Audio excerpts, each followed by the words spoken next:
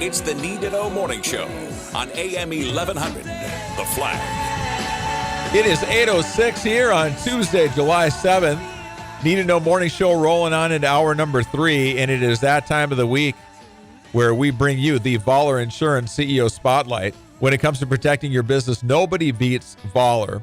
And the CEO Spotlight is our weekly opportunity to visit with someone who is leading a company, an entrepreneur, a company president, an owner, someone in the C-suite who is making one of these great local companies go. Sometimes they're large companies, sometimes they're very small. And whether they're large or small, anywhere in between, there are wonderful life lessons that we can learn and interesting perspectives on building a company, growing it, and all those things that are really, really interesting. And we're pleased to take a little time every week to salute the business community, those entrepreneurs, those who are building companies and keeping our local economy going.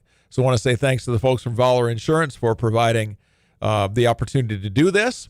And also Mark Oslin at Sandy's Donuts for bringing donuts over each Tuesday here. So appreciate all those folks that make this happen. We are pleased to be joined in studio this morning by David Boelke, and David is the CEO of Harvest Security Solutions. And I cannot wait for this visit today because I got to know David and his company maybe a couple of months ago or so when we were doing our evening report, the nightly review, when the coronavirus story was really unfolding, and got to know about them and their secure prescription delivery. And then I found out they do all kinds of other things as well. So a very interesting business. David, thank you for coming in. It's great to have you here. Thanks, and Steve. Appreciate you making time. Yeah, thanks for having me on. I really appreciate it. You got it. So the first thing I want to ask you is that you're with the Ransom County Sheriff's Office. That's your A job. And kind of by trade, you're in law enforcement. And so anytime we get somebody in law enforcement that comes in here, we take a minute to say thank you for what you do. God bless you, brother. We pray for your safety and your security and all the things that go along with that. I can't imagine having a job like what you have in law enforcement these days. And I imagine people in Ransom County are generally pretty good. But when you have a job which is as polarizing, it seems like, as it is for some reason today, it must be kind of a weird world you find yourself working in these days. Yeah, there's always been challenges in law enforcement, and we all kind of knew that when we signed up. But it's definitely elevated to a point where there's a lot of people considering, is it worth it? We want to protect our community and we want to help our neighbors and our other citizens, but are there other ways to do that? And that's the hard thing, I think, for those of us who appreciate what you do is if you're a young person now thinking about career options, man, you got to think long and hard before you go into law enforcement. Absolutely. And the younger generation, I think every generation since the dawn of time has always said this about the younger generation. But, it's a different time and it's a different way of training. I mean, I was a training officer for many years, and I don't know if I'll recognize this profession in 10, 15 years from how I was trained and how I operate. I mean, everything is going to, I think, change. I don't know how you talk young people in Minneapolis, Atlanta, Chicago, L.A. to go into law enforcement with the way, 9 of the 12 members of the Minneapolis City Council say we need to abolish the police force here. I mean, you got to be kidding me. That's the backdrop. And all the unrest and all the things going on. Oh, by the way, that's the work environment you have day to day. I just don't know how we are able to get young people to be excited about law enforcement in those places. And if you're let's say if you're a black young person who wants to go into that line of work, you're seen by so many as a traitor within your own community. There's just so many factors at work now. It's an amazing sociological discussion. But we're here to talk a little bit more about HSS and what you do with the business that you have as well. So tell us a little bit about Harvest Security Solutions and the different things you do. So when we were speaking before we came on air, it's me and my partner trying to expand and use our knowledge and years of experience to do a little of everything. And that's worked out okay for us during this pandemic stuff. I know a lot of friends or smaller businesses in town that are locked into a business model and they're struggling. So we've been really trying to pivot and move and be really fluid and flexible. And we can do that because, as you and Scott know, you're the guys that make those decisions. So you can do that over a 10-minute conversation rather than having it take too long and missing opportunities. So Harvest Security Solutions was started because at some point I'm going to transition out of active law enforcement, and I want to be able to use my 20 plus years of experience and training to, like I just said, help my community in a different way. There's a lot of, as the city grows, I think there's a lot of opportunity. When I travel for certain trainings and stuff, I went down to downtown Cincinnati, and almost every store had a security officer there.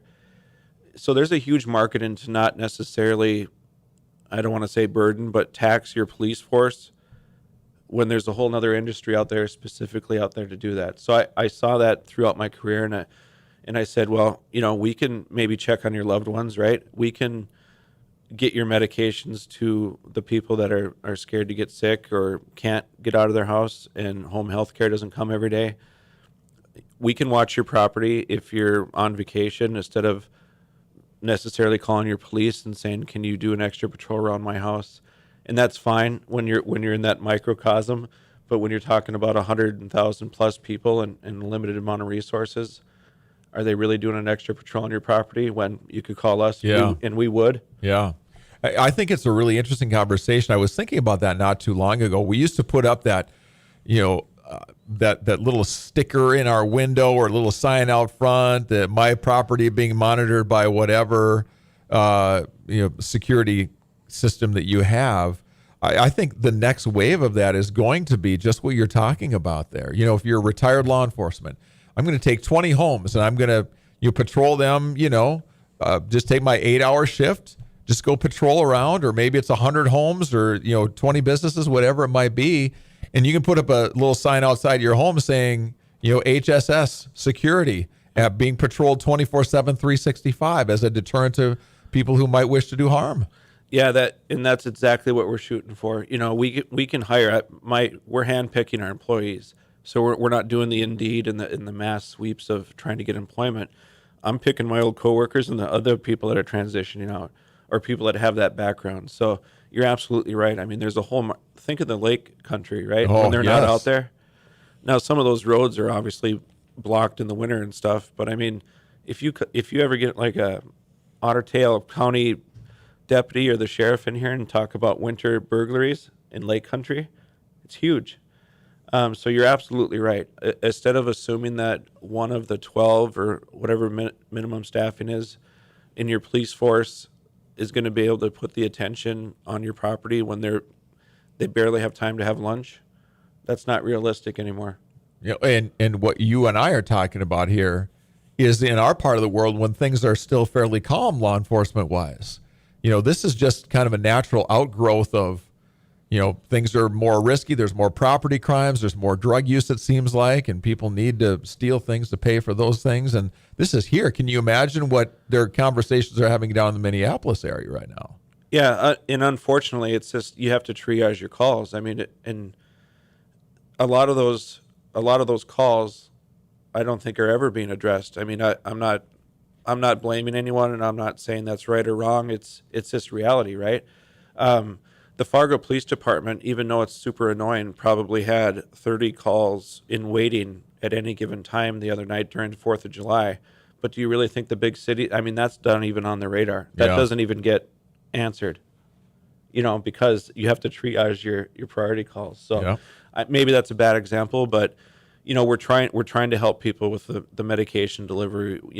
We put on the mask and gloves if they want to, and we leave it in the door. And I tell you what, those people that need that are super appreciative. I bet they are. I mean, it's not delivering flowers, which is nice. It's not, I think I'm going to deliver my groceries because I don't want to go out. I mean, this is life-saving items that we're delivering these people. So yeah, we're excited to do that, and we're excited to expand into our security stuff. The market in Fargo, post-Vietnam, those law enforcement officers left the war, went into law enforcement, transitioned out of law enforcement, and started some of the old-time, security companies that we still have around. But again, they're running into the same thing with, I mean, who wants to be in security, right? And, trying to find quality long-term employees, where I think that's what makes us stand out. Yeah, absolutely. So tell us about all the different things that you do? What do people need to know? I'm going to look on my list because it's so many. You probably added something this morning on the way over. Yeah, I was. So what I'm really excited about, and I'll say this first, is that we've now transitioned and started mobile fingerprinting. Mobile fingerprinting. So, and some people ask, and I've gotten feedback online, like, why are you requiring people to get fingerprints, or why are you offering this service? Well, all the dental students, all the medical professionals, all the daycare providers, all the student teachers and all those people that work with other people, certainly in the community or as a service, have a professional license, and part of that license is a background check. So, working at the sheriff's office, we get 2, 3, 4 of those a day, and my sheriff has offered that service through the pandemic because he knows that these people need to get their licenses. I mean, pandemic or not, they need to get their fingerprints done. So we take precautions. Locally, they're not doing that yet. So it's been a couple months of not providing that service. So we are. Very interesting. Very interesting stuff. You do the prescription delivery. We talked about that. You do the fingerprinting. You do, business monitoring, things like that. Anything else on the resume of things you do? Yeah, we do threat and security assessments. So we'll come out to your property, and we're going to go out to Scott's here shortly and just give them an overview of what we think might help and not help. We also do security guards, armed and unarmed, for your events. So again, all these social gatherings at these venues that serve alcohol, they need a guard by state law. That's right. So we're trying to fill that need. As you said, the patrols, we really want to start expanding on patrols. And right now our business model is being discreet, and professional. So we believe that the future of security and money transports that we do and money transfers are probably more secure just hiding in plain sight rather than driving a huge tank around. That's important too, but we do a lot of our work. We can blend into your event and not make a big spectacle out of it. People might not even know security is there. We also do office and mail courier stuff. So we do go to the post office and bring offices their mail and back and forth. And carry concealed classes. So that's another one. My brother's a police officer in Wapton, and he's been doing classes for probably 20 years. He teaches through the Attorney General, so we put on the Attorney General's course. Our instruction includes fingerprints, the picture for your ID, the instruction, and the range time. So there's a lot of people doing that. We do class 1 or class 2, and I think you have probably a carry conceal. So the class 1, has more reciprocity throughout the country. It's I think 39 states now. There is a shooting proficiency, but a lot of these other classes, you have to go get your fingerprints somewhere, and you have to go to the post office or do an app or something to get your passport-sized picture, and then you have to send that into the state where when you come to our classes, it's a one-stop shop, and you mail it in still, but we get you taken care of. It's a fascinating conversation, David, and I'm thinking, I'm sure that even probably in our community, maybe there's some neighborhoods where people are a little more on the affluent side, and they say, okay, we know we have the police, but let's hire an organization to come here and just monitor our property. And it might cost us a little bit of money, but in this day and age when things are getting so bizarre, it's probably worth it. So there's probably a lot of neighborhoods or groups of homes where they're together, maybe a small community where, okay, well, we got Cass County Sheriff or Ransom County Sheriff, but they got a big county to monitor, and maybe we're just going to pay for someone like you guys to come and just be on guard and watch what's going on here. I imagine this is going to be a wave of the future, so really interesting to hear about it today. Thanks for doing it. Yeah. If people want to find out more, you have a website or Facebook page. How do they find out more about you? Yeah, I went out a couple weeks ago and I bought every variation of the domain, right? Okay. Just to make sure that they can, if they spell it wrong or whatever, they find it. But hssinvestigations.com, Harvest Security Solutions, they'll be able to find us. They'll be able to find us on Facebook under the Medicine Delivery or the Harvest Security Solutions. So they can either email or they can go on the website and do a contact form that comes, or they can call us, directly email us. Any way they can, we'll get your message and I'll forward it to the appropriate person on our team, and we'll go from there. So, fingerprints, that's been coming in a lot now. Just call and leave a message or I'll answer, and then I'll forward you and we'll get you set up and come out to you. the schools, NDSCS, all those schools that have those programs. Yeah. Let's make an event out of it, and we'll come down to you and we'll fingerprint your students. And obviously there's a fee to that, but there's also a fee at other places, and you'll be taken care of. What I love about your business model is you're saying to the community, hey, what needs do you have? What are you thinking about? What are you worried about? Let us help. So I've got to think that someone calls us out. Look, I've got a one-off thing here. It's a little bit weird, but I'm sure you guys would love to have that conversation, right? Oh, absolutely. If we don't know how to do it, we'll be your general contractor and find somebody that does. So security systems, we partnered with a really high-quality company here in the metro.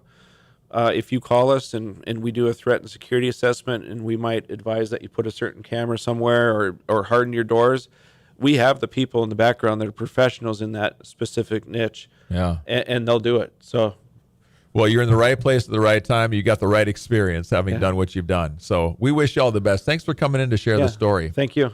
And David and his team at Harvest Security Solutions, you can find them online. They've got a Facebook page as well, I know. So check those guys out if you got any questions. It doesn't cost any money to ask them questions. 8:22 here on the Need to Know Morning Show. This spotlight is CEO